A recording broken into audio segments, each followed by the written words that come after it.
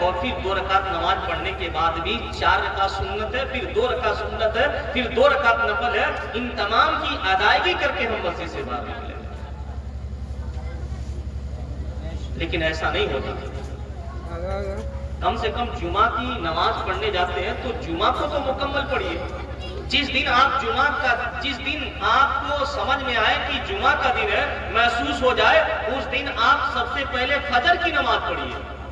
فجر کی نماز سے جمعے کے دن کا استقبال کیجیے.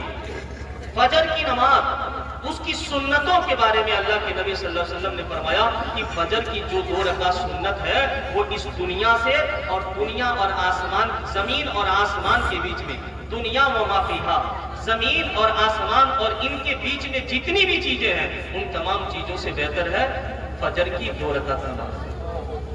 فجر کی 2 رکعت نماز، وہ بھی فرض نہیں، سنت. اگر سنت کی عظمت کا یہ عالم، فرض کی عظمت کا عالم کیا ہوگا؟ اللہ کے نبی علیہ السلام فرماتے ہیں کہ 2 رکعت نماز فجر کی سنت دنیا و ما فیہا سے افضل ہے، دنیا و ما فیہا سے قیمتی ہے، دنیا و ما فیہا سے بہتر ہے. لیکن ہم نے جمعہ کے دن کو بھی صحیح طریقے سے استقبال نہیں کیا. اے کاش کہ جمعہ کا دن آئے تو ہم فجر کی سنتوں سے، فجر کے فرض سے ہم جمعہ کے دن کا استقبال کریں.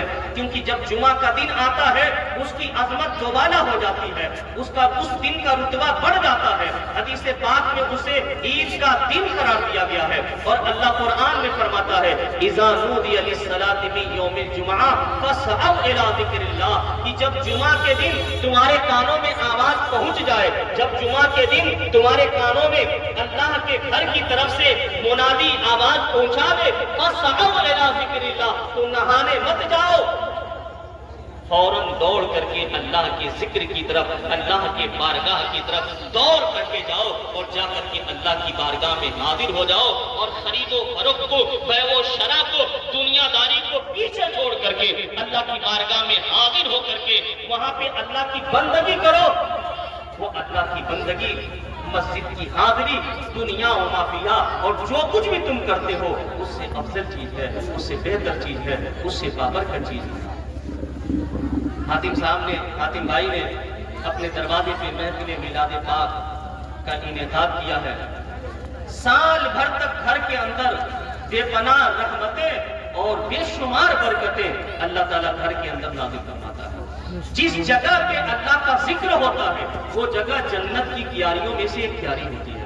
یہ نہ سنا، جس جگہ پہ اللہ کا ذکر ہوتا ہے، اللہ کی باتیں ہوتی ہیں، اللہ کا نام لیا جاتا ہے، لوگ اکٹھا ہو کر کے اپنے رب کو، اپنے پروردگار کو یاد کرتے ہیں، اس کی پاکی بیان کرتے ہیں، اس کی بڑائی بولتے ہیں، سبحان اللہ کہتے ہیں، الحمدللہ کہتے ہیں، ماشاء اللہ کہتے ہیں. جہاں بندے اکٹھا ہو جائیں اور اللہ کا ذکر کریں، اپنے رب کو یاد کریں، وہ جگہ جنت کی کیاریوں میں سے ایک کیاری ہے.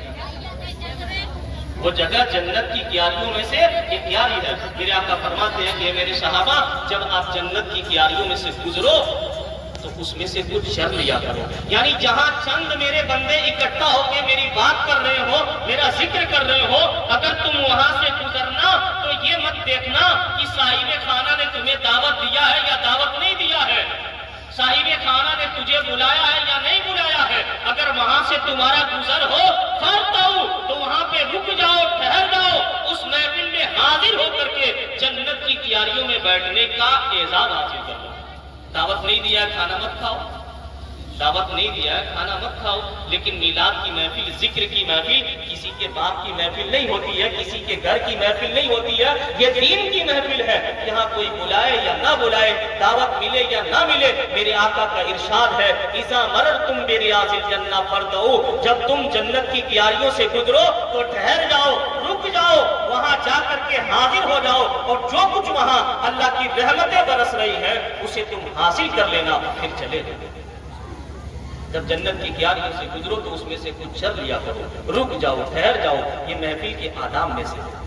ہم میں سے اکثر لوگ یہ سوچتے ہیں کہ فلانے کو ہم کو دعوت نہیں دی ہے، ہم کو نہیں بلایا ہے تو ہم کیوں کر جائیں. ہاں، دعوت کھانے پہ نہیں بلایا ہے، بغیر دعوت کے کھانا کھانا آگ کھانے کے برابر ہے. بغیر اس کے نام اعمال سے نیکیوں کا ذخیرہ اکٹھا کرنا، یہ اللہ کے نبی صلی اللہ علیہ وسلم کا احساس ہے کہ جب تم جنت کی کیاریوں سے گزرو تو اس میں سے کچھ شر لیا کرو.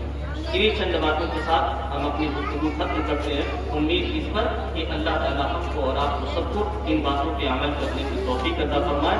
وما علینا الا البلاغ۔ السلام علیکم ورحمۃ اللہ وبرکاتہ۔